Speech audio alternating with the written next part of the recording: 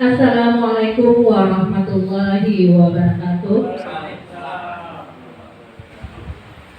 Acara berbagi pemahaman dan pengalaman penerapan budaya positif calon guru penggerak Angkatan 8 SMP Negeri 2020 Sungai Tengah hari Sabtu tanggal 22 Juli tahun 2023 segera dimulai.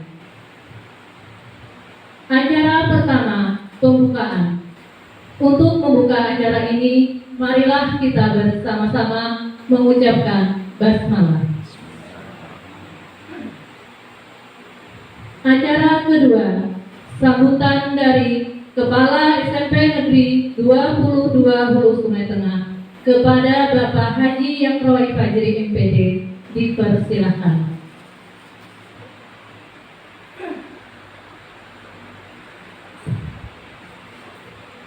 Assalamualaikum warahmatullahi wabarakatuh.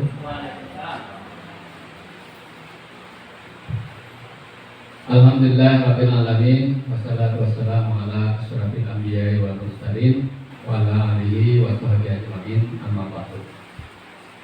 Ya, sama-sama kita hormati Bapak Wakil Kepala SMP Negeri 22 Hulu Sungai Tengah, Ibu-ibu Dewan Guru beserta staf yang hormati. Marilah kita panjatkan puji syukur kehadirat Allah Subhanahu wa taala berkat rahmat dan hidayahnya pada hari ini kita bersama-sama bisa berkumpul di ruangan ini dalam rangka mendengarkan berbagi pengalaman penerapan pemahaman positif dari Ibu Haja Uswatun Nisbah, salah seorang guru kita SMP Negeri 22 Sungai Tengah yang mengikuti kegiatan calon guru penggerak Angkatan 8. Salawat dan salam tidak lupa kita hadirkan, kita aturkan kepada junjungan kita Nabi besar Muhammad SAW, para sahabat dan berikut beliau hingga akhir zaman. Pada kesempatan ini, pertama yang ingin sampaikan adalah kepada kita semuanya, ini merupakan sebuah pengalaman dari melihat bagaimana salah seorang dari kita mengikuti kegiatan program guru penggerak ini. Memang kalau dilihat dari pertama sampai saat ini, kita merasakan sebuah perjuangan yang luar biasa. Tapi di balik semua itu adalah tentu banyak hal yang bisa dipelajari dan menjadi pengalaman juga yang luar biasa untuk menjadi bekal sebagai guru hebat di masa yang akan datang. Karena materi-materi yang ada dalam kegiatan program ini tentu sangat baik. Apalagi kita juga sudah memahami, kita juga sudah belajar masuk di aplikasi platform mereka mengajar, itu pun sudah luar biasa materi-materi yang ada. Apalagi ditambah dengan yang ada di program guru penggerak. Nah, jadi pertama yang bisa saya sampaikan pada kesempatan ini adalah kita sangat menghargai dan menaruh respek yang luar biasa kepada Ibu Haji Uswatun yang pada kesempatan ini menjadi pioner kita lah. Nah, mudah menjadi semangat bagi kita semuanya bahwa untuk menjadi seorang guru yang hebat itu memang harus kita belajar, mau berubah dari zona yang nyaman saat ini kepada zona yang lain. Karena mau tidak mau yang namanya perubahan itu adalah sebuah keniscayaan. Karena mungkin kita selalu diam di tempat, tidak mau berubah. Nah, itu salah satu poin yang ingin saya sampaikan. Kemudian yang kedua, merdeka belajar ini sejak dikeluarkan oleh Kementerian Pendidikan atau Menteri Pendidikan Kebudayaan Pak Nadiem Makarim, dalam perjalanannya turun naik ya kita lah. Ada semangat, kadang-kadang di suatu saat kita sangat semangat untuk belajar apa itu Guru Merdeka. Di satu saat kita kadang-kadang juga merasa letih, merasa bosan. Nah, maka untuk itu karena kita tadi sudah bertekad sebagai seorang pembelajar sejati, apalagi seorang guru yang hidup pada waktu saat ini berbeda kondisi siswa dengan yang sudah, apalagi dengan perubahan zaman yang tadi sangat cepat, maka mau tidak mau juga kita harus selalu beradaptasi dengan perubahan itu. Jadi marilah kita sama-sama juga belajar, baik itu kembali menyimak, mempelajari yang ada di PMM, termasuk juga hari ini kita sama-sama belajar bersama berkolaborasi dengan Ibu Haja Suwatun. Salah satunya yang akan disampaikan pada hari ini adalah masalah budaya positif, yang juga mungkin di platform Merdeka Belajar juga ada. Nah, mudah-mudahan dengan ini sesuai dengan roh dari Merdeka Belajar adalah berpusat kepada anak, kemudian mereka merasa bebas, merasa tidak terkekang dalam belajarnya. Nah, salah satu dari ciri dari Merdeka Belajar itu adalah karakternya. Nah, jadi karakter inilah yang mungkin nanti bagaimana kita menghadapi di kelas siswa kita dengan berbagai macam perilaku yang ada. Nah, tentu kita juga harus oleh karena diisi bekal bagaimana kita menangani kalau ada sesuatu yang memang mungkin karakter mereka itu di luar kebiasaan yang ada. Nah, jadi dengan budaya-budaya positif yang mungkin nanti dipaparkan oleh Ibu Haja Suwatun, mudah-mudahan kita juga ada pengalaman, saling memahami. Siapa tahu kita juga tersadar bahwa mungkin selama ini kita masih belum cukup untuk menerapkan budaya positif di sekolah kita. Sekali lagi, mari kita bersama-sama belajar semampu yang kita bisa, berusaha, karena tadi anak-anak kita berbeda dengan waktu kita yang dulu, tidak sama, tidak bisa disamakan. Jadi kalau kita masih sama seperti yang dulu, berarti ya tidak mungkin lah sesuai dengan harapan Merdeka Belajar ini, ada mungkin bisa kita menyesuaikan dengan penduduk yang ada.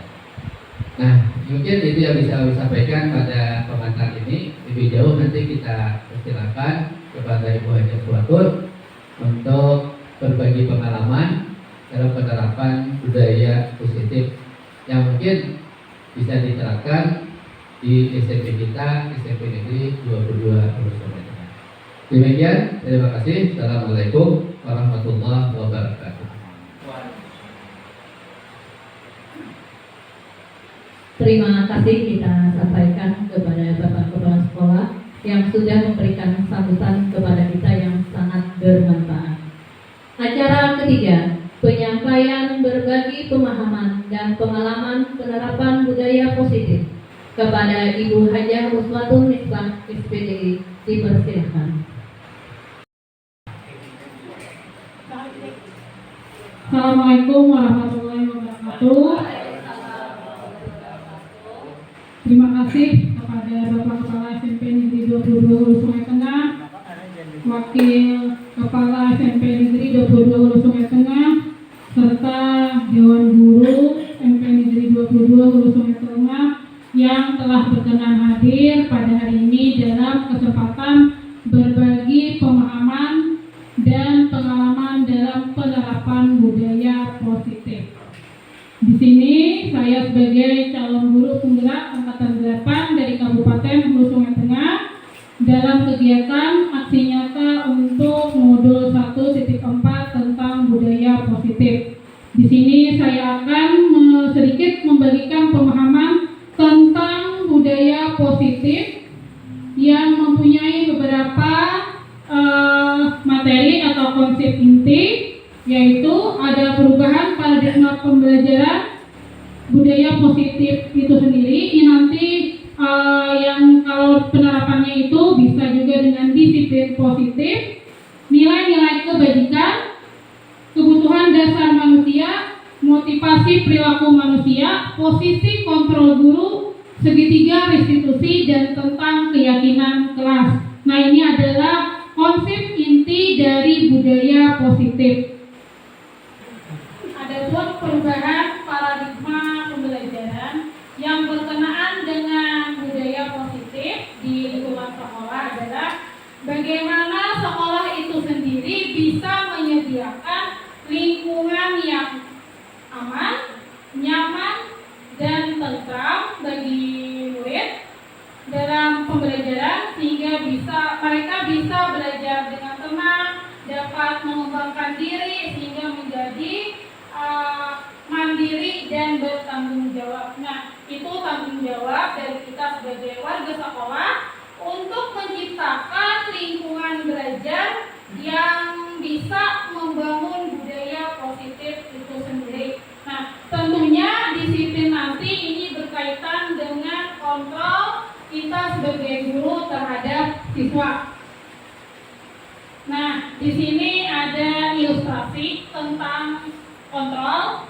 Tadi kan untuk disiplin itu berkenaan dengan bagaimana kontrol guru dengan siswa.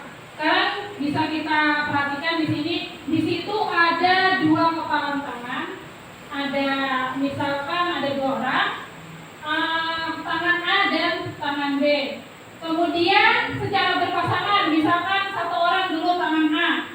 Nah, tangan A ini mengepal, misalkan tangan Pak Bedar yang mengepal. Kemudian di sebelah Pak Bedar ada Ibu Nunoy. Kemudian Ibu Nunoy ingin meminta Pak Bedar untuk membuka kepalan tangan Pak Bedar. Ibu Nunoy bisa membujuk, bisa menghardik, dan lain sebagainya. Kemudian sebaliknya lagi nanti, misalkan tangan Ibu Nunoy yang mengepal, kemudian Pak Bedar yang meminta. Nah, kira-kira bagaimana? Kalau dalam kesempatan yang pertama, apakah Pak Bedar mungkin membuka tangannya sesuai dengan permintaan Ibu Nunoy? Misalkan Pak Bedar dibujuk, kemudian digoda atau diiming-imingi uang, kata Ibu Nunoy, Pak Bedar buka tangannya, nanti saya kasih uang sekian. Kira-kira Pak Bedar mau atau tidak membuka tangan? Bisa mau. Bisa mau. Bagaimana Pak Bedar? Urut kalau budanya nggak tahan. Pak Bedar nggak tahan di Pak Bedar. Apa dia nih mau melawan? Tergantung yang menggoda gitu. Ya, bisa tergantung yang menggoda. Nah, dalam rangka tentang kepalan tangan ini kita lihat apakah kepalan tangan A dan B dapat terbuka atau tertutup. Mungkinkah terbuka? Mungkin, tadi karena tergoda. Iya. Tapi mungkinkah tertutup saja tidak terbuka? Nah, juga mungkin. Mengapa? Yang tergantung tadi lah. Tergantung siapa yang kira-kira? Tergantung. Nah, tergantung yang punya nyataan. Apakah dia ingin membuka atau dia ingin menutup? Walaupun godaannya, walaupun rayuannya, walaupun bujukannya, kalau dia memang tidak ingin membuka, tidak akan dibukanya tangannya. Walaupun dia ingin membuka, walaupun tanpa bujukan, tanpa rayuan, andai kata memang ingin membuka tangan, pasti kepalan tangan itu terbuka. Nah, dari sini kita pelajari bahwa yang mengontrol diri kita itu ternyata adalah diri kita sendiri. Nah, di sini ada menurut psikiater dan pendidik Dr. William Glasser yang berkenaan dengan lingkungan kita, ternyata hanya sebuah ilusi bahwa guru itu bisa mengontrol murid. Kalau murid bisa dikontrol oleh guru, itu padahal karena memang murid tersebut memang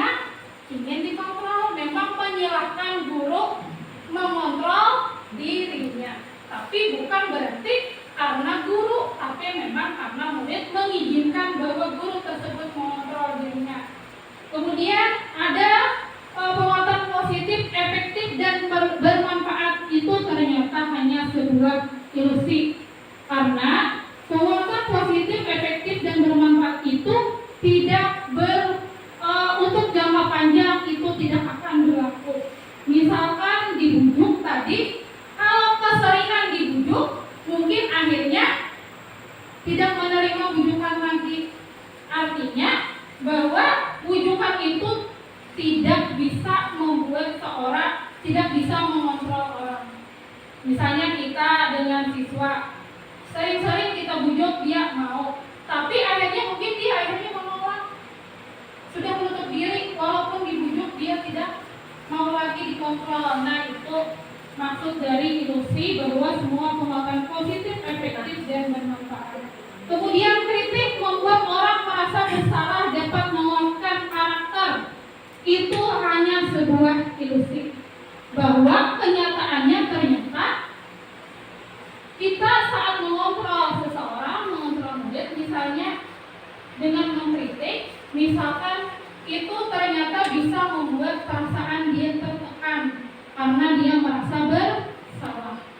Nah, ilusi bahwa orang dewasa memiliki hak untuk memaksa itu juga tidak berlaku. Nah, bahwa kesimpulannya tadi, yang mengontrol diri seseorang itu adalah diri dia sendiri. Nah, di sini ada paradigma tentang teori kontrol. Kenapa kita tidak bisa mengontrol seseorang? Kita tidak bisa menghendaki seseorang itu berlaku sesuai dengan keinginan kita, karena kebutuhan atau realitas setiap orang itu berbeda-beda. Setiap orang memiliki gambaran berbeda. Dari pandang kita sebagai guru, tentunya akan berbeda dengan sudut pandang dari murid kita. Nah, sehingga kita berusaha memahami pandangan orang lain tentang dunia. Nah, itu tadi bisa berbeda-beda. Mungkin dia tidak melihat apa yang kita lihat, tapi secara umum tentang dunia. Nah, kemudian semua perilaku itu memiliki tujuan. Apapun yang kita kerjakan, apapun yang murid kita buat, itu pasti mereka memiliki tujuan. Kemudian menurut teori kontrol, diri kita sendiri yang bisa mengontrol kita tidak bisa mengontrol orang lain. Dengan orang lain yang kita bisa kerjakan adalah kita berkolaborasi dan konsensus menciptakan pilihan-pilihan baru. Artinya masing-masing kemauan, masing-masing keinginan itu dikolaborasikan. Nah, sehingga akhirnya model berpikirnya adalah menang-menang. Kalau kita mengontrol, kalau menggunakan teori stimulus respon, itu ada yang namanya model berpikir menang kalah. Artinya yang mengontrol adalah yang menang, sedangkan yang dikontrol adalah yang kalah. Namun paradigma sekarang menurut teori kontrol, apabila kita mengikuti ini, maka model berpikirnya adalah menang-menang.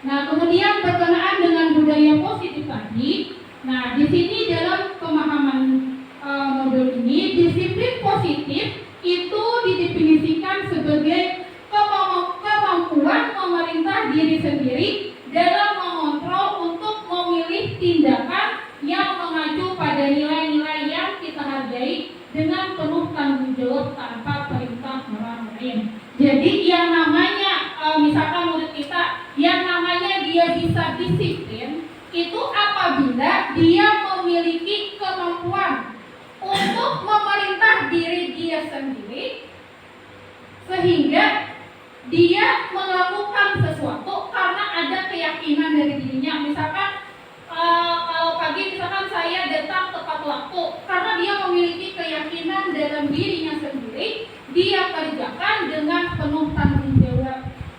Disiplinnya datang dari dia sendiri. Nah, itu yang dinamakan dengan disiplin. Kemampuan dari siswa itu sendiri untuk memerintah dirinya, sehingga dia bisa bertanggung jawab tanpa diperintah orang lain. Itu yang disebut dengan disiplin. Nah, sedangkan disiplin positif itu sendiri adalah salah satu cara penerapan disiplin yang bertujuan menumbuhkan kesadaran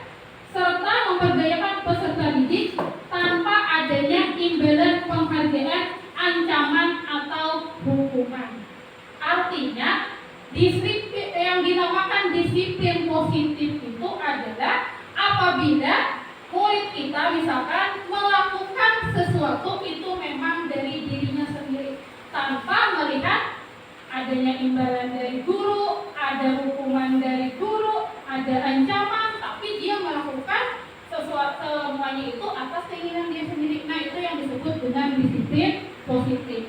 Nanti disiplin positif ini ada kaitannya dengan nilai-nilai kebajikan. Nah, di sini fungsi kita sebagai guru adalah menciptakan anak yang memiliki disiplin diri sehingga mereka bisa berperilaku pada nilai kebajikan universal dan memiliki motivasi intrinsik. Motivasi intrinsik itu tadi ya dari diri dia sendiri, berkeinginan untuk melakukan suatu hal tanpa ada motivasi ekstrinsik. Yang namanya motivasi ekstrinsik contohnya adalah imbalan, penghargaan, ancaman, atau hukuman. Nah, untuk menjadikan murid kita itu memiliki disiplin yang positif, itu berkenaan dengan nilai-nilai kebajikan. Nilai kebajikan itu adalah sifat-sifat positif manusia yang merupakan tujuan mulia yang ingin dicapai suatu individu yang menjadi landasannya dalam berperilaku. Nah, di sini nilai kebajikan ini berlaku secara universal. Nah, disepakati bersama lepas dari suku bangsa. Kita tentunya pasti tahu nilai kebajikan misalkan yang dianut di daerah sini. Tentunya pasti misalkan kita ambil salah satu contoh nilai kebajikan itu adalah beriman dan bertakwa kepada Tuhan Yang Maha Esa. Tentunya di setiap daerah, di setiap negara pasti sama. Nah, disebut dengan nilai kebajikan universal. Nah, di sini contoh nilai kebajikan yang kita di sini yang kita gunakan misalnya kita adalah profil pelajar Pancasila. Nah, di sini ada beberapa lagi nilai kebajikan universal dari organisasi yang lain. Ada 6. Nah, di sini contohnya diambilkan nilai kebajikan dari Purpose Project. Nah, di sini, ini nilai-nilai kebajikan. Nah, hubungannya dengan disiplin positif tadi adalah siswa memerintah diri sendiri, siswa berkeinginan melakukan sesuatu karena ingin memiliki salah satu dari nilai kebajikan ini. Nilai yang mulia, yang diyakininya, yang tentunya bermanfaat untuk dirinya. Nah, makanya disebut dengan disiplin positif. Nah, di sini ada beberapa nilai kebajikan. Nah, di sini ada yang namanya kebutuhan dasar manusia. Setiap kita, seluruh tindakan manusia itu kita sadari itu pada saat kita bertindak itu pasti memiliki tujuan tertentu. Nah, yaitu mendapatkan apa yang kita inginkan. Nah, segala perbuatan kita atau tindakan kita itu pada dasarnya karena ingin memenuhi 5 kebutuhan dasar. Yang pertama adalah kebutuhan bertahan hidup. Misalkan kita bekerja itu untuk kebutuhan bertahan hidup. Kenapa jadi untuk bertahan hidup? Yang pastinya kita bekerja untuk mencari nafkah, kemudian digunakan untuk sandang, pangan, dan lainnya. Nah, itu kebutuhan bertahan hidup. Kemudian ada lagi kebutuhan kasih sayang dan rasa diterima.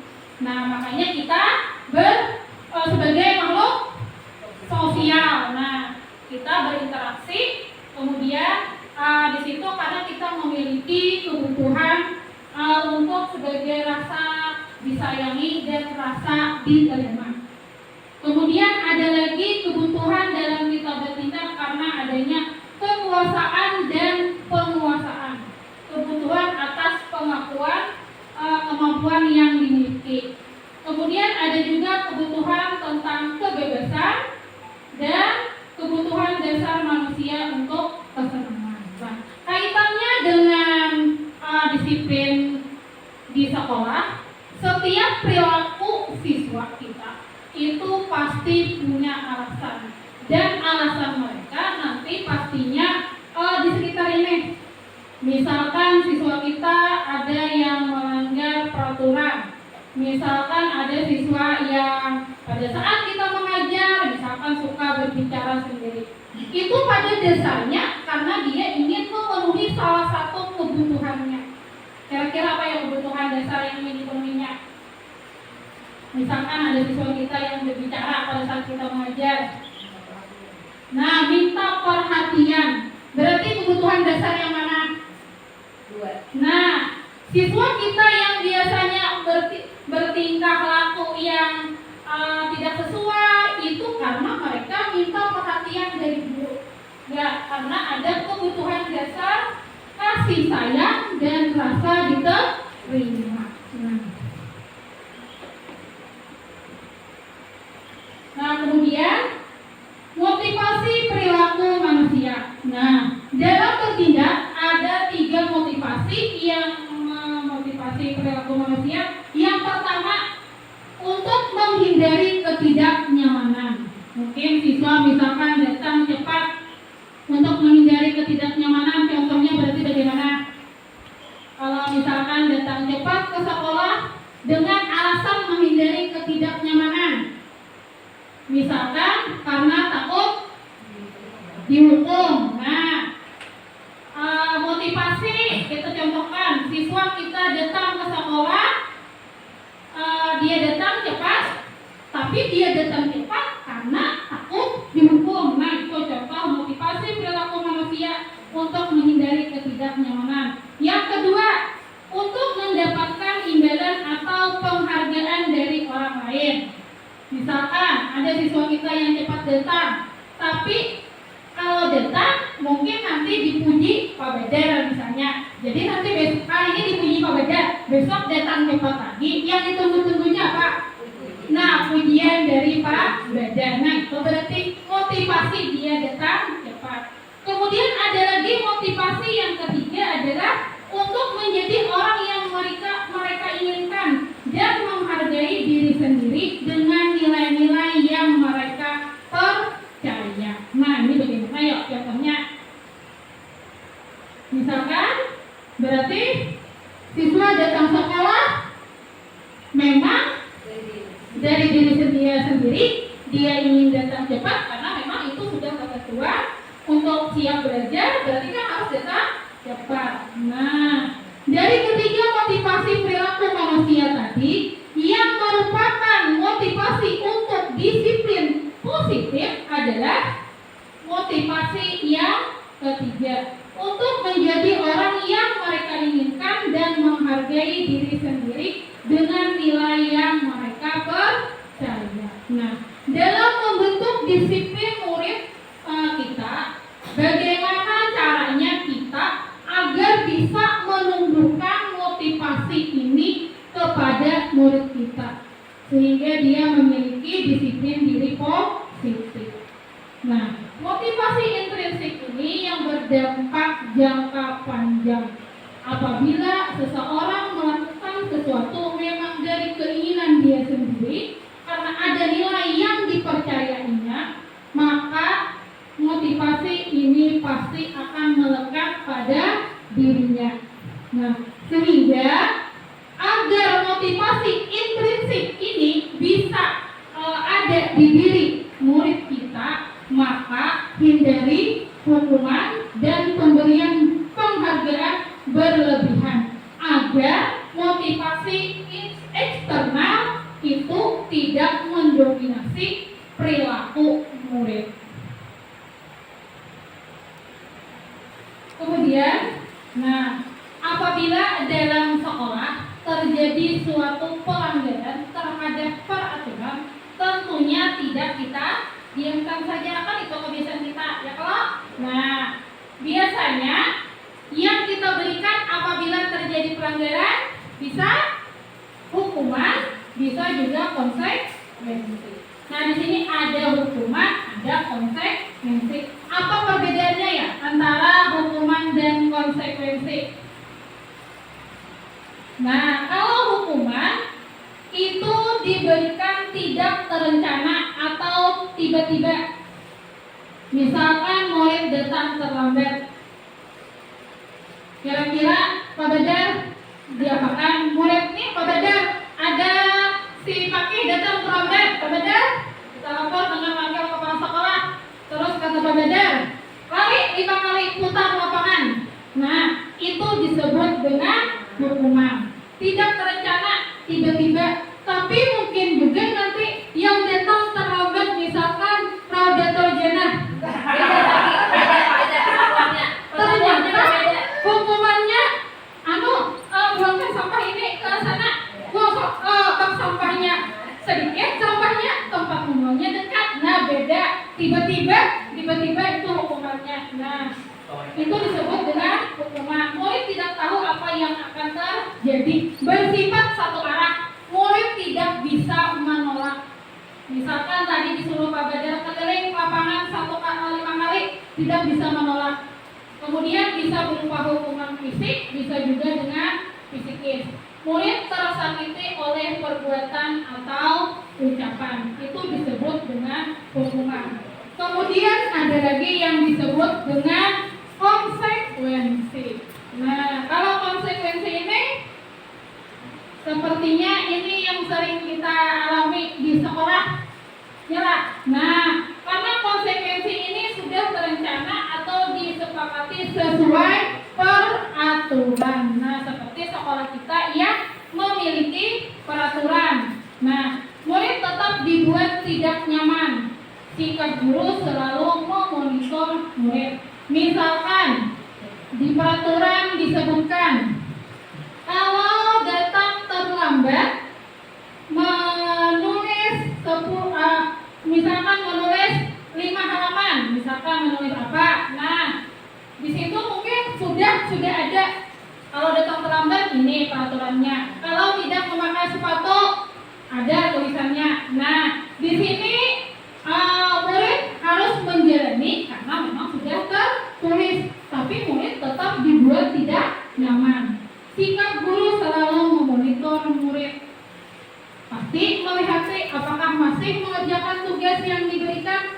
Datang lagi guru misalkan ada kesibukan meninggalkan siswa, tapi nanti dikontrol lagi. Nah, itu konsekuensi. Nah, kemudian dalam budaya positif ada yang namanya restitusi. Nah, pada restitusi, apa kabar mendengar hari ini atau memang sudah mempelajari Pak Badar? Nah, restitusi adalah proses menciptakan kondisi bagi murid untuk memperbaiki kesalahan, mengajarkan murid untuk mencari solusi, dan membantu murid untuk menghargai dirinya dan orang lain. Nah, ini restitusi adalah sebuah proses. Bagi kita yang sudah mempelajari pelatihan mandiri di Platform Merdeka Mengajar, ini sudah kita pelajari di modul topik pelatihan mandiri disiplin Mositep. Mungkin bagi teman-teman yang lain sudah mengetahui apa itu restitusi. Nah, pernahkah mendengar ini? Dimaksud oleh penghargaan. Nah, menurut Al-Fiqh dalam bukunya Panis Barewat, nah disebutkan penghargaan maupun hukuman adalah cara-cara mengontrol perilaku seseorang yang menghancurkan potensi untuk pembelajaran yang sesungguhnya. Kenapa bisa seperti itu? Nah, karena tadi dalam bertindak seseorang motivasinya dari luar, motivasi eksternal karena takut menghindari ketidaknyamanan dari hukuman atau ingin memperoleh penghargaan, sehingga pembelajaran untuk menjadi orang menjadi disiplin diri sesuatu yang tindakan yang keluar memang dari kesadaran dirinya sendiri itu bisa hancur. Nah, di sini pengaruh jangka panjang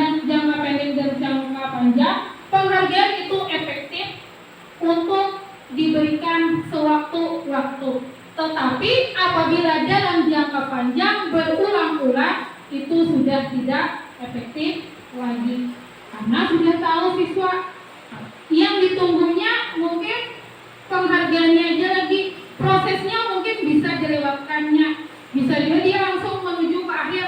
Bagaimanapun proses di tengahnya tidak diperdulikannya lagi, bagaimana caranya bisa memperoleh penghargaan, apalagi penghargaan yang bisa ditebaknya, sehingga penghargaan itu tidak efektif. Kemudian penghargaan bisa merusak hubungan. Contohnya ini kayak apa ya, merusak hubungan. Mungkin persaingan yang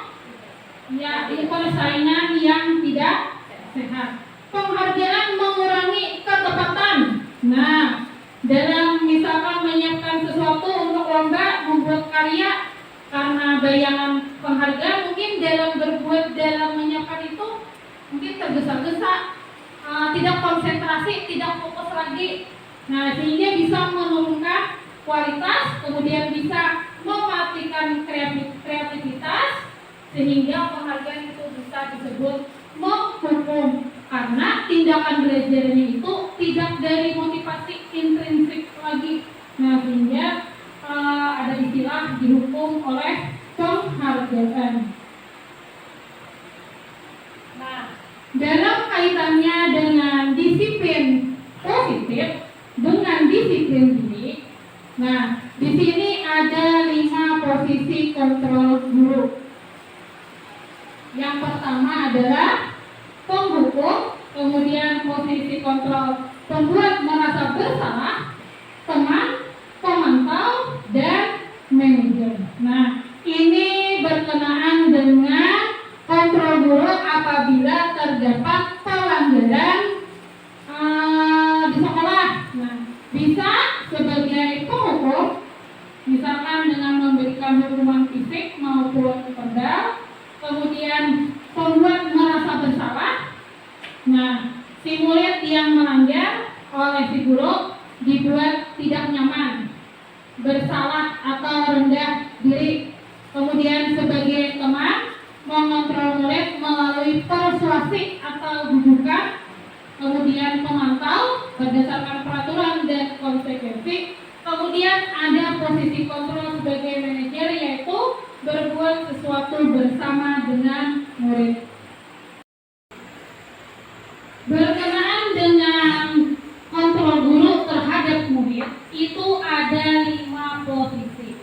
Nah, posisi yang pertama adalah posisi kontrol sebagai penghukum. Tadi di sini hasilnya adalah siswa yang kita hukum itu bisa memberontak, menjadi pendendam, atau menyalahkan orang lain. Terkhusus bagi yang menghukum dia. Misalkan dihukum oleh guru lari 5 kali putar lapangan, mungkin dia pasti marah, dendam. Apalagi dalam posisi sebagai penghukum itu guru tanpa menanyakan kenapa alasan murid terlambat langsung beri hukuman, mungkin pasti di situ murid merasa tersakiti.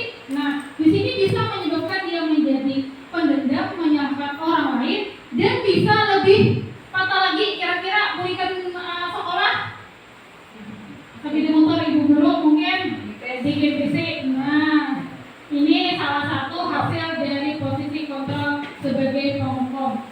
Kemudian pembuat merasa bersalah. Nah, di sini dalam posisi ini misalkan kita menemukan seorang siswa melakukan pelanggaran. Pada saat kita menemukannya, kita berbicara seolah-olah kita merasa supaya siswa itu disalahkan. Kamu kenapa terlambat terus datang? Di sini ibu sebagai wali kelas malu dengan kepala sekolah.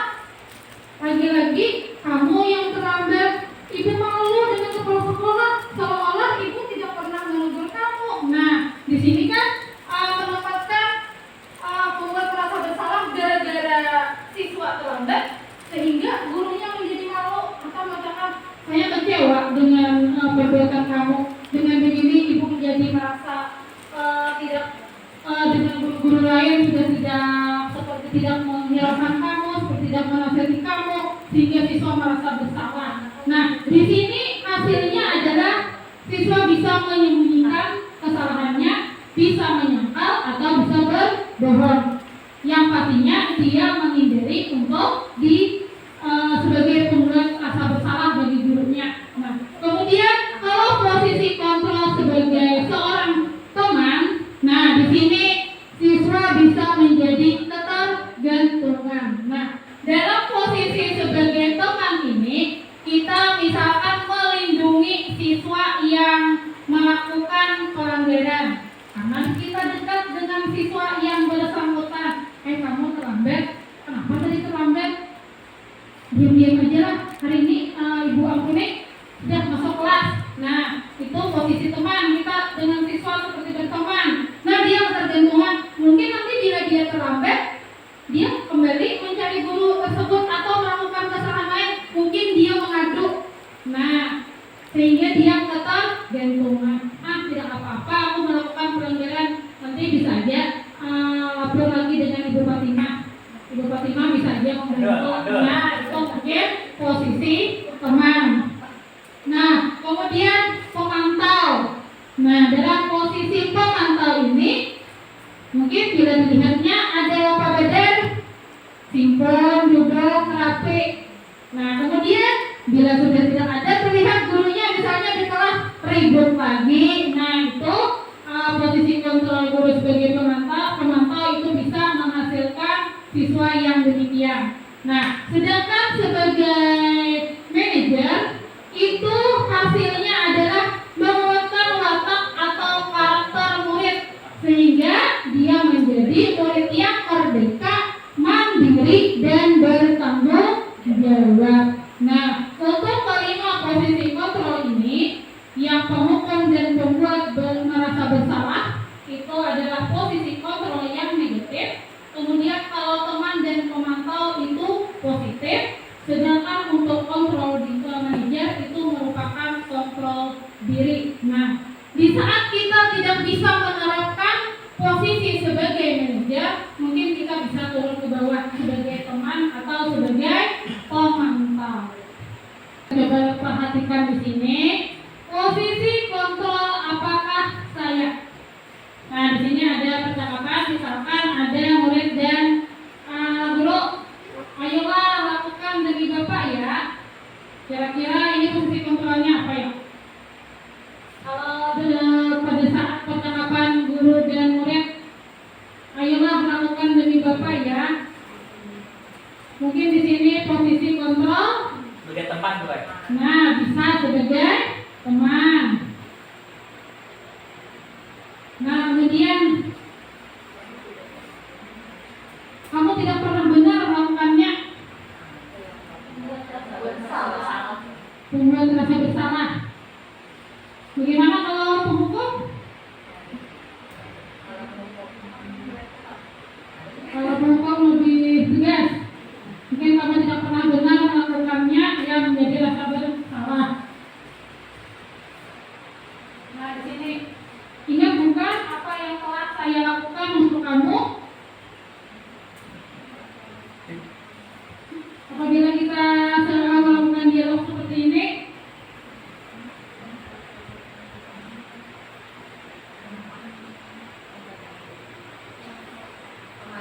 apakah pemantau, apakah penghukum, apakah pembuat rasa bersalah, apakah sebagai teman?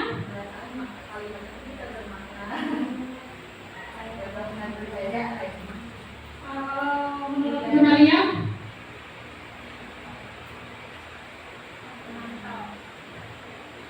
apakah memantau? Kalau sebagai pembuat rasa bersalah atau teman?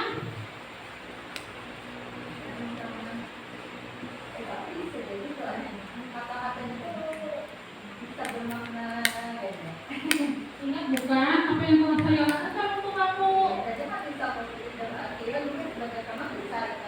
Nah, kalau saya ini lebih ke teman atau membuat rasa bersalah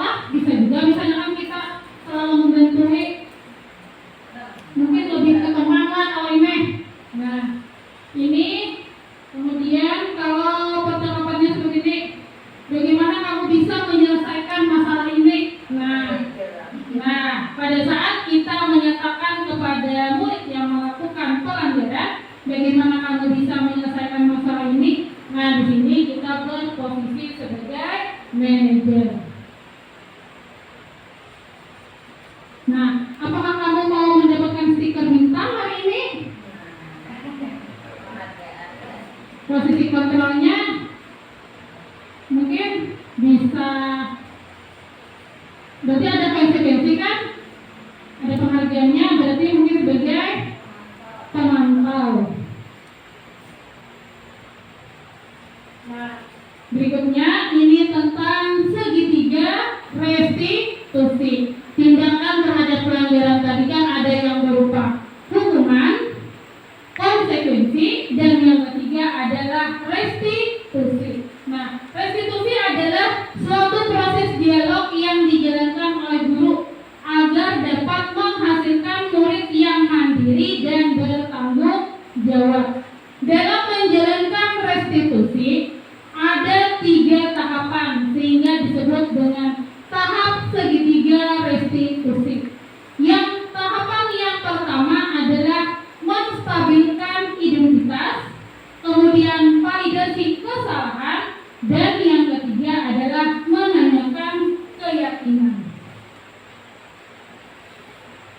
Nah, pada tahapan yang pertama, nah ini ceritanya kan kita ada murid yang melakukan pelanggaran, kemudian kita memanggil murid tersebut, misalkan kita sebagai guru mata pelajaran, atau kita sebagai wali kelas, atau kita sebagai guru BK. Nah, menstabilkan identitas itu berdasarkan prinsip membuat kesalahan adalah bagian dari proses pembelajaran.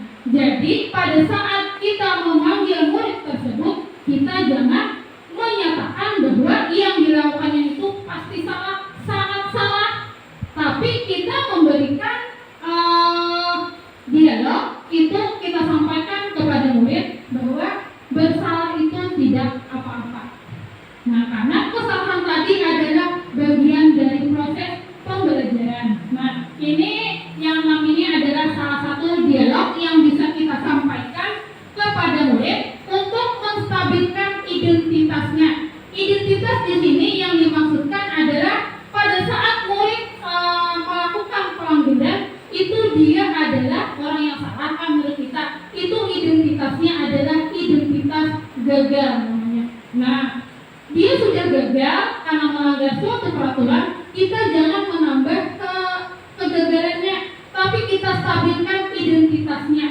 Nah, di sini disebutkan pada segitiga restitusi, menstabilkan identitas ini adalah menuju dari identitas gagal menuju identitas sukses, yaitu tadi menyatakan bahwa kesalahan seseorang itu adalah hal yang biasa karena tidak ada manusia yang sempurna. Nah, bisa kita katakan juga saya juga pernah melakukan kesalahan seperti itu.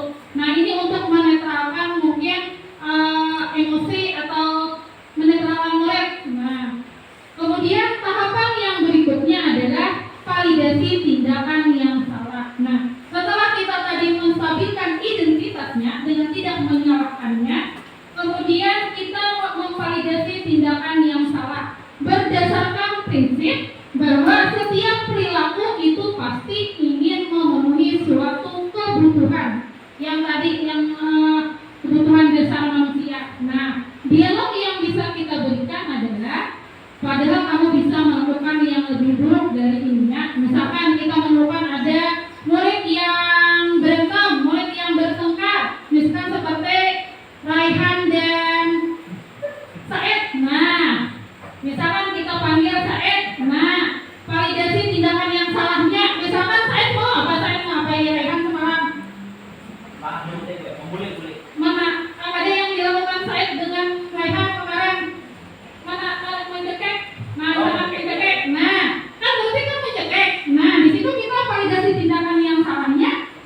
Misalnya tadi Said, apa tadi yang kamu lakukan dengan Raihan? Mencekek, misalkan disebutkannya. Padahal, tapi ini kan sebelumnya ini memang sudah ada dialog bahwa dia tadi tuh pasti kan ditanyakan dengan si Said, kenapa mengganggu, kenapa membuli si Raihan? Karena Raihan terlalu apa kemarin? Nah, kemarin kan kata-katanya juga menyinggung perasaan Said. Nah, pasti kan Said melindungi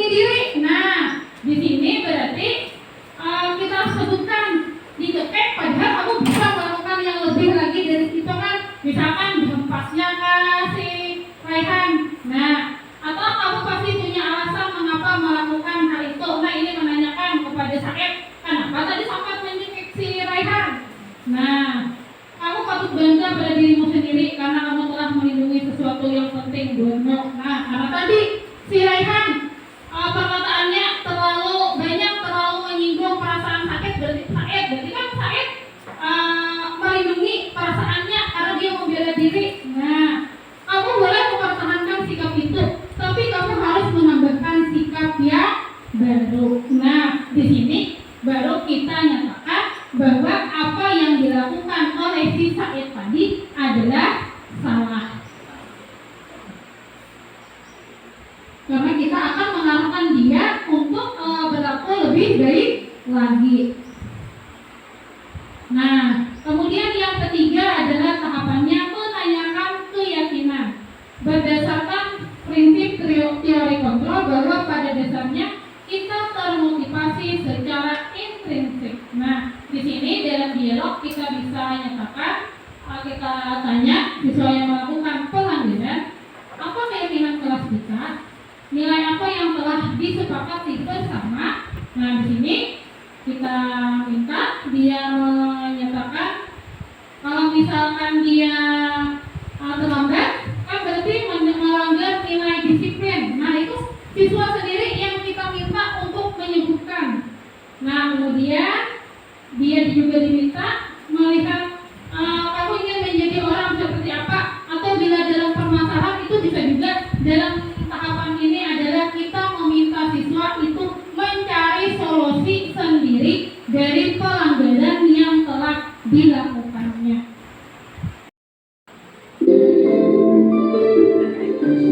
Jangan lupa saja. Saja tahu kenapa ibu panggil sini. Tidak tahu, Bu.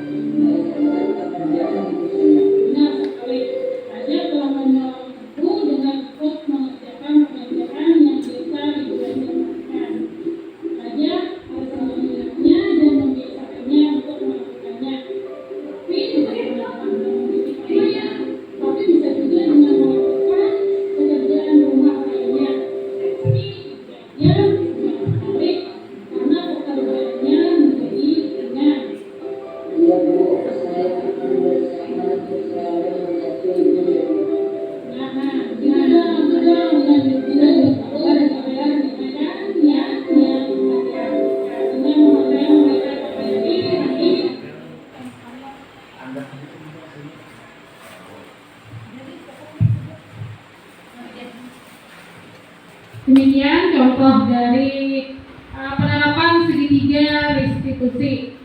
Nah, di sini tadi contohnya adalah pelanggaran baju tidak masuk ke dalam. Nah, jadi siswanya dipanggil. Yang pertama, kita menstabilkan identitas. Tadi tidak apa-apa, kamu salah. Tapi di sini ibu ingin tahu, pasti kamu punya alasan kenapa kamu melakukan kesalahan tersebut. Nah, disebutkan tadi dia tidak memasukkan baju ke dalam karena celananya kekecilan. Nah, di sini kemudian ditanyakan, kalau kamu sudah seperti ini, kamu salah, kira-kira nilai apa yang kamu langgar? Nah, kita tanyakan kepada siswa, nilai apa yang dilanggar? Nah, disebutkan nilai yang dilanggarnya adalah nilai disiplin. Nah, benar sekali, kamu telah melanggar nilai disiplin. Nah, seharusnya kamu seperti apa? Seharusnya saya menjalankan peraturan. Tahu tidak kenapa peraturan itu dibuat? Nah, disebutkannya tahu Bu, karena supaya kita menjadi rapi. Nah, dari situ dia sudah tahu kesalahannya, dia tidak disiplin. Peraturan itu, nah di sini nilainya yang kita tanamkan. Dia harus mengetahui kenapa peraturan sekolah itu dibuat. Nah, di sini nilai yang kita tanamkan adalah nilai disiplin. Kenapa kita ingin menerapkan disiplin kepada siswa dengan memakai pakaian yang masuk ke dalam? Karena kita menanamkan juga nilai kerapian. Nah, nilai itu yang harus diyakini oleh murid. Nah, setelah dia meyakini itu, baru nanti kita minta dia mencari solusi sendiri dari permasalahan yang dia alami yang kecilan tadi dari dialog. Nah, apabila kita bisa melakukan dialog, yang pertama kita tidak langsung menyalahkan dia, kita bisa bersikap netral, pasti dia bisa membuka diri dia sehingga dia bercerita apa yang terjadi sebenarnya. Ternyata karena celananya kekecilan tadi, padahal ternyata solusi yang ditanyakan, aja adakah solusinya? Ada Bu, ulun punya 2 lagi celana di rumah tapi tidak dipakai. Kenapa tidak dipakai? Tidak dicuci boleh karena letaknya di kamar yang ada dilihat mama. Jadi tidak dicuci sama mama. Nah, berarti solusinya apa? Kepada lawan mama, minta mama mencucikan. Nah, di situ kemudian bisa lagi didialogkan, diminta lagi solusi, digali lagi pendapatnya.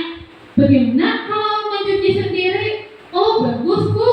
Nah, tanyakan lagi, kalau kamu mencuci sendiri tidak dicucikan ibu, berarti nilainya apa? Berarti sudah membantu orang tua. Nah, dapat 1 lagi nilai. Kalau kamu mencuci sendiri, nilainya apa lagi? Nilainya berarti bisa mengerjakan pekerjaan sendiri, nilai mandiri. Nah, yang ditanamkan di sini adalah bagaimana bahwa siswa meyakini suatu nilai dari perbuatan yang dilakukannya, sehingga bila sudah yakin, maka dia berkeinginan di hati untuk mencapai bisa menjadi orang yang baik dengan memiliki nilai tersebut. Nah, disitulah motivasi intrinsik dari murid itu muncul. Salah satu yang bisa kita lakukan dalam membangun budaya positif di sekolah yang berkenaan tadi dengan nilai-nilai kebajikan, bahwa untuk membangun budaya positif di sekolah tentunya harus kita mulai dengan membentuk murid kita supaya bisa memiliki disiplin yang positif. Disiplin yang positif tadi adalah terkait dengan bahwa murid itu melakukan suatu tindakan berdasarkan motivasi dalam dirinya sendiri, yaitu motivasi ingin memperoleh atau ingin menjadi seorang yang baik dengan nilai-nilai yang diyakininya, dengan nilai-nilai kebajikannya. Nah, salah satu yang bisa kita lakukan untuk bisa membentuk karakter murid kita memiliki disiplin positif adalah dengan membentuk keyakinan kelas. Nah, mengapa keyakinan kelas? Mengapa tidak peraturan kelas? Nah, karena keyakinan itu adanya berasal dari dalam, dari diri. Kemudian dalam keyakinan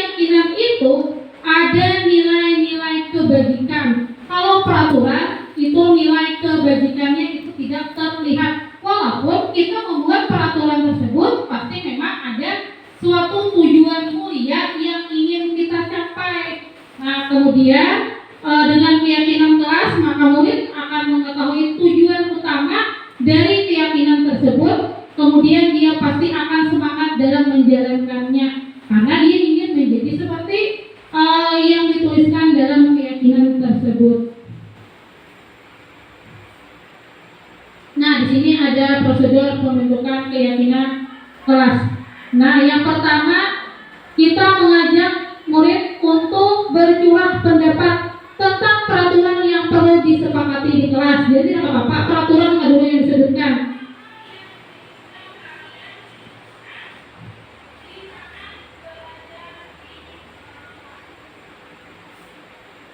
Nah, di sini pada saat di kelas kita bisa meminta siswa untuk mencurahkan pendapatnya, menulis pendapat tentang bagaimana kita di kelas ini, bagaimana kita harus bersikap, bagaimana kita harus berbuat di kelas. Nah, bisa kita minta dia menuliskan, bisa di kertas, atau kalau kemarin saya membagikan post-it kepada siswa. Nah, ini langkah yang pertama. Langkah pembentukan keyakinan kelas yang kedua adalah dengan mencatat semua masukan para murid di papan tulis. Kemudian, di mana bisa melihat hasil curah pendapat. Nah, hasil yang mereka tulis tempel ke depan. Aduh, kepala aduh, ada ke depan kepala aduh. Di belakang Rizky. Nah, yang nomor kosong punya Rizky, belakangnya aduh. Nah, di sini kita tempel depan. Kita baca, nanti satu-satu punya siswa itu kita tarik kesimpulan. Pasti kan macam-macam, ada yang sama, itu pasti ada yang sama. Kemudian kita tulis di depan, kita tulis satu-satu, bila sama kita ambil kesimpulan. Itu ada kemarin dua kali meminta, karena dilihat dari yang hasil pertama itu masih ada yang belum tergali. Jadi kita sebagai guru bisa memberikan pertanyaan pemantik lah dulu, kira-kira supaya tergali lah apa yang ingin kita terapkan di kelas.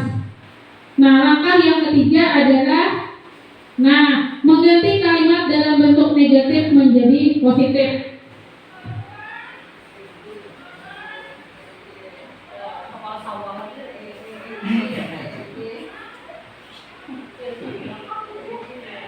Nah, di sini misalkan siswa menulis tidak ribut. Nah, kata tidak kan masih berkonotasi negatif. Kita tulis dengan menciptakan suasana kelas yang nyaman.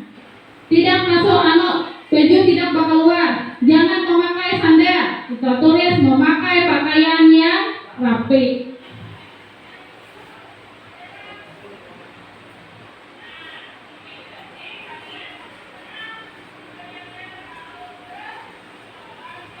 Di sini kemarin yang bagus itu sarannya berapa Kopi Sapitri? Bagus. Sarannya beda dari yang lain.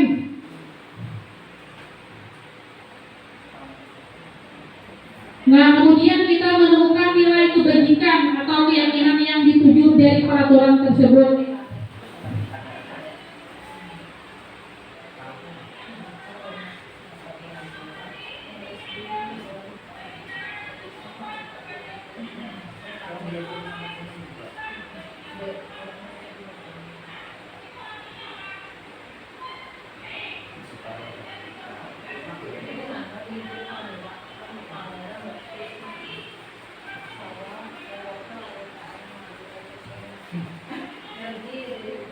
Nah, di sini dari peraturan yang kita tulis, kita buat kalimat positif. Kemudian dari situ, dari masing-masing itu kita cari nilai kebajikannya. Kalau itu tadi dia menuliskan berkata sopan santun. Nah, nilai kebaikannya apa? Menghormati teman dan guru. Memakai pakaian rapi, nilai kebajikannya adalah disiplin. Kemudian berdoa sebelum dan sesudah pelajaran, nilai kebaikannya adalah beriman dan bertakwa kepada Tuhan Yang Maha Esa. Nah, nilai kebaikan ini nanti pasti dari beberapa peraturan itu sama, jadi kita tulis hanya beberapa kesimpulannya aja. Jangan terlalu banyak supaya siswa mudah mengingat.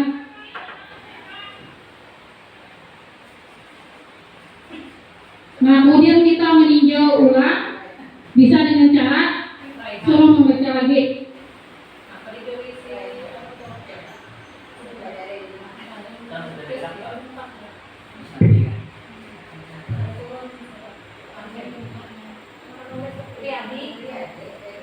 Nah, ini siswa membacakan, tadi meninjau ulang, yang lain diminta mendengarkan.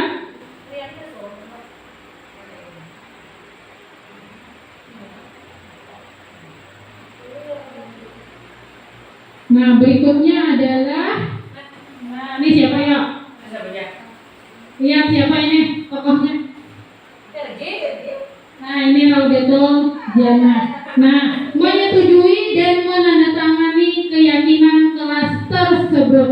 Jadi, keyakinan yang kelas yang kita buat itu kita tandatangani bersama dengan murid. Nah, di sini setelah membuat keyakinan kelas, saya minta mereka masing-masing menulisnya untuk diletakkan di buku matematika. Jadi kemarin ada 2 lembar, yang lembar pertama nilai keyakinan, lembar yang kedua adalah keyakinan kelasnya. Nah, kemudian diminta ditempel di belakang buku, ditandatangani tanda tangan murid dan tanda tangan kita. Kenapa si Laudato Jana yang di video? Karena dari sekian murid di kelas 9A kemarin yang selesai lengkap mengerjakan hanya Laudato Jana. Nah, ternyata ada potensi yang mungkin belum kita tahu dari Laudato Jana ini. Nah, itu tadi, karena kan semua murid itu pasti memiliki potensi yang masing-masing, mungkin ada yang belum tergali. Nah, di sini Laudato Jana yang paling siap, paling selesai.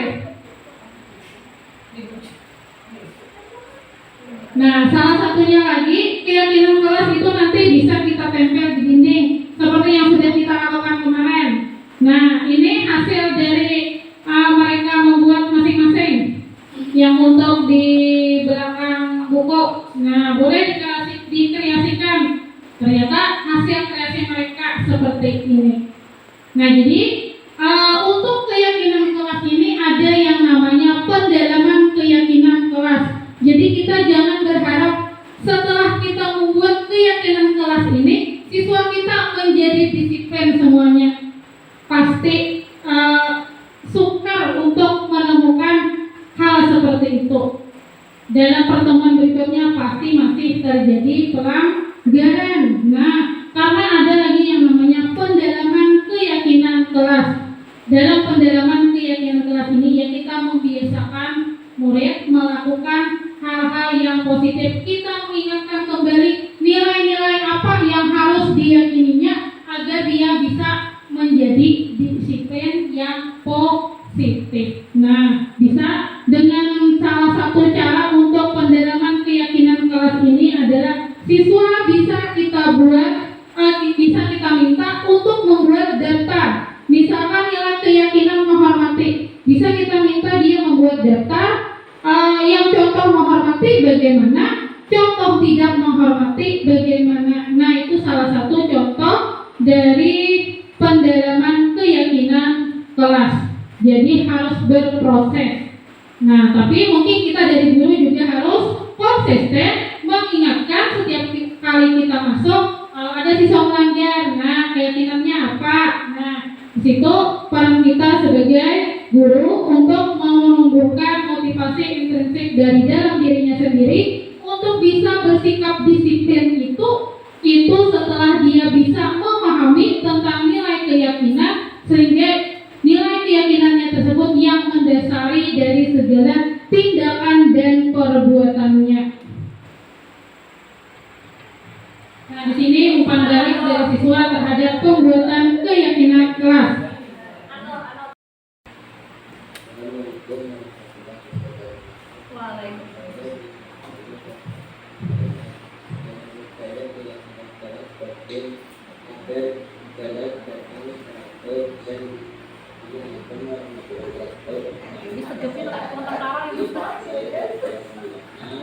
Menurut saya komunikasi penting agar supaya disiplin.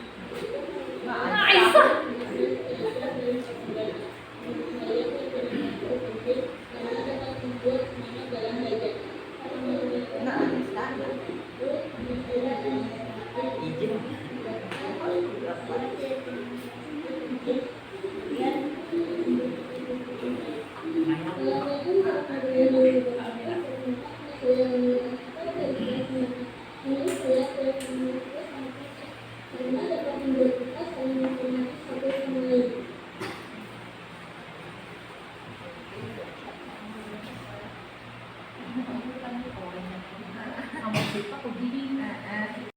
Nah, demikian tadi adalah rangkaian dari konsep inti budaya positif, bahwa untuk menumbuhkan budaya atau menciptakan budaya positif di lingkungan sekolah, salah satunya adalah dimulai dari dengan membentuk disiplin positif pada murid-murid kita. Nah, bagaimanakah disiplin positif tersebut? Disiplin positif tadi adalah bagaimana kita bisa membentuk murid kita agar dia bisa berbuat atau melakukan suatu tindakan itu muncul dari dirinya sendiri berdasarkan motivasi intrinsiknya tadi.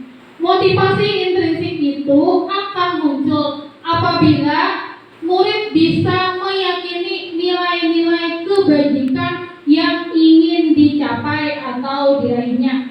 Karena setiap manusia itu pasti memiliki tujuan atau dasar dari perbuatan dia. Dia melakukan sesuatu itu pasti ada tujuannya. Tentunya kita sebagai guru bisa mengarahkan murid kita agar tujuan dari perbuatan dia adalah tujuan yang mulia. Tujuan yang mulia itu bagaimana? Yaitu tujuan yang berdasarkan untuk mencapai nilai-nilai keyakinan atau kebajikan yang bisa bermanfaat bagi murid itu sendiri. Nah, dalam penerapannya tadi ada beberapa sudah contohnya.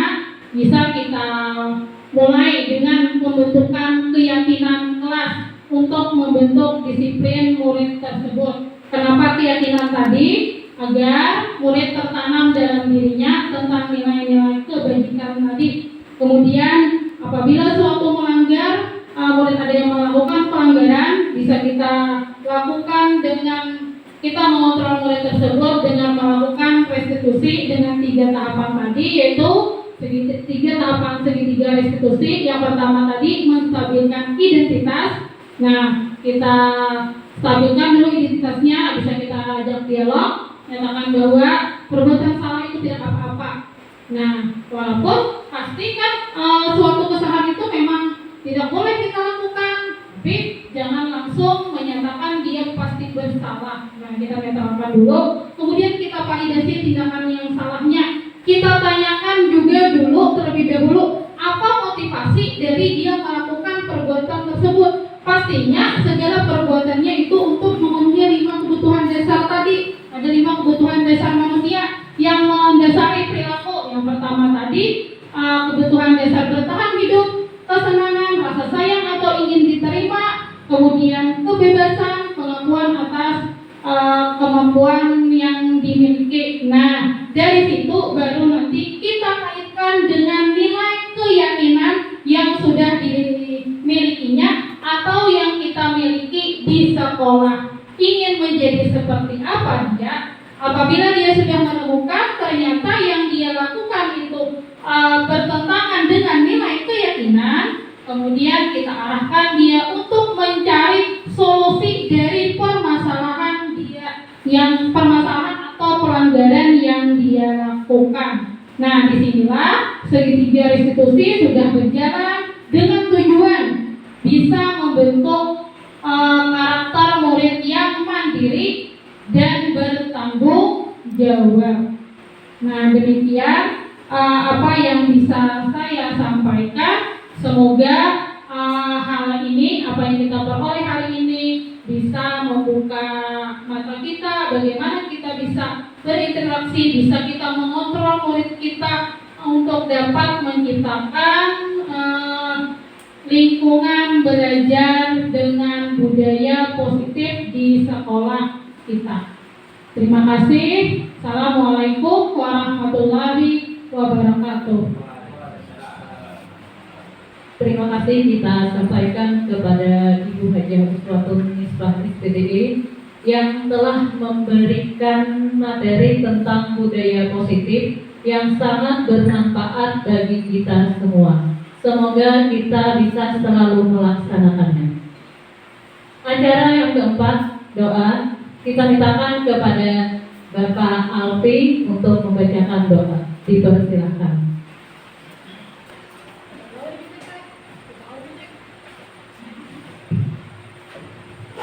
إذا انتهى النبي مصطفى صلى الله عليه وسلم الفاتحة أعوذ بالله من الشيطان الرجيم بسم الله الرحمن الرحيم الحمد لله رب العالمين الرحمن الرحيم مالك يوم الدين إياك نعبد وإياك نستعين اهدنا الصراط المستقيم صراط الذين أنعمت عليهم غير المغضوب عليهم ولا الضالين آمين يا الله بسم الله الرحمن الرحيم الحمد لله رب العالمين والصلاة والسلام على أشرف الأنبياء والمرسلين سيدنا ومولانا محمد وعلى آله وصحبه أجمعين اللهم إنا نسألك السلامة في الدين وعافية في الجسد وزيادة في العمل وبركة في الرزق وتوبة قبل الموت ورحمة عند الموت ومغفرة بعد الموت اللهم حرم علينا في سكرات الموت والنجاة من النار والعافية التي سبت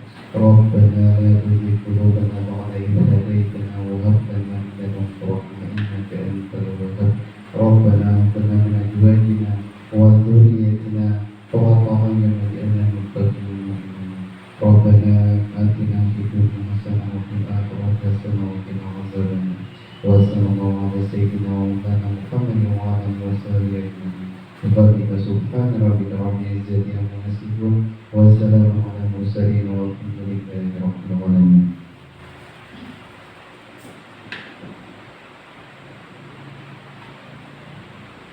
Acara kelima, penutup.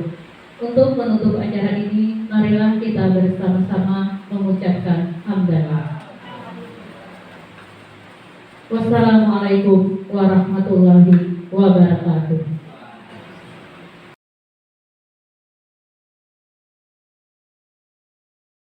Assalamualaikum warahmatullahi wabarakatuh. Nama saya Jainur Rahmani dari kelas 9A.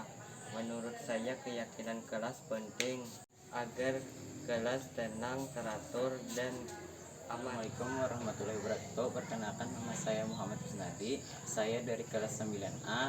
Menurut saya keyakinan kelas itu penting agar supaya disiplin. Assalamualaikum warahmatullahi wabarakatuh. Nama saya Siti Aisyah dari kelas 9A. Menurut saya keyakinan kelas itu penting karena dapat membuat semangat dalam belajar. Assalamualaikum warahmatullahi wabarakatuh. Nama saya Anissa Sakitri dari kelas 9A. Menurut saya keyakinan kelas itu penting agar membuat kita jadi lebih baik. Assalamualaikum warahmatullahi wabarakatuh. Perkenalkan, nama saya Amira Asifa dari kelas 9A. Menurut saya keyakinan kelas itu sangat penting karena dapat membuat kita saling menghormati satu sama lain.